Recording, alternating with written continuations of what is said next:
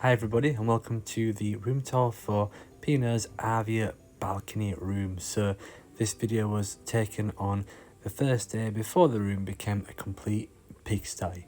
This is our third cruise with P&O and the second in which we opted for a balcony room, which is identical to the one on Iona. So as you can see, it comes with a fairly decent sized sofa, I think 2 single beds pushed together, which was lovely and spacious, and 2 wardrobes there, and as you're about to see, a lovely spacious bathroom, at least for a cruise ship size bathroom that is.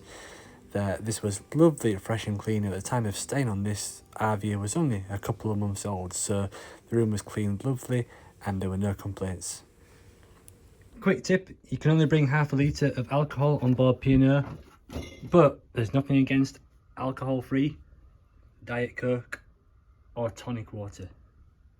A few things you can bring that you might not expect to bring that have been very useful are portable mugs, if you want to walk on the deck with a cup of tea, very useful.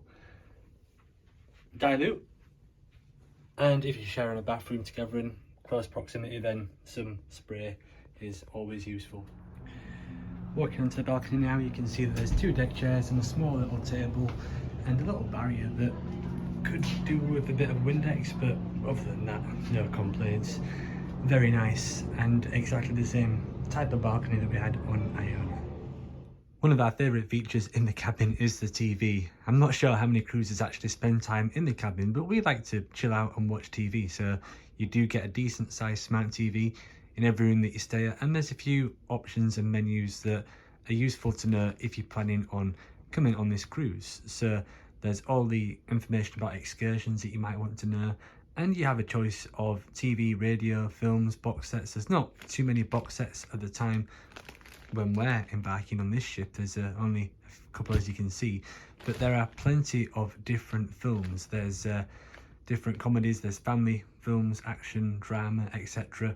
A wide range of films to choose from, which is kind of like Disney Plus, to be honest. That's probably the best streaming service that you can compare it to.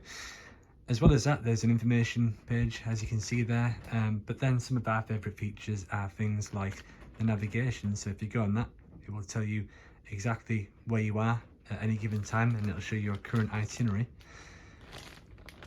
As well as that, you've got a ship webcam, which has a radio, and it will also give you the webcam from the front of the ship, as you can see there.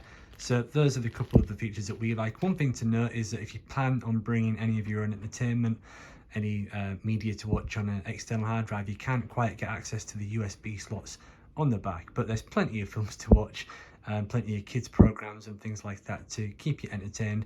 And another thing you can do, kind of like on Netflix, is have a watch list. So if there's a couple of things that you want to watch, you can add them all to a list like this and work your way through them. The next tip is, rather than use your room card to put the electric on, you can actually use any bit of random cardboard as long as it fits in that slot. If you want to keep the TV on or the lights on when you're out and about doing things, then that will work. Another tip that you can do when you stay in any hotel room is to put the remote in a sandwich bag. There's a lot of people that use these and put them to the mouth, so I always like to do this. Any hotel that I go to, put the remote in a sandwich bag. A useful feature in each of the rooms is phone chargers in the lamps, so you don't actually have to bring the plug for your phone charger. All you need is the lead, and you can plug your phone and charge it in the ports provided alongside the bed. So overall, was it worth paying extra for the balcony room? Well, yes, in our opinion. There are several sunny days on this particular cruise, so we did get a nice amount of usage from it.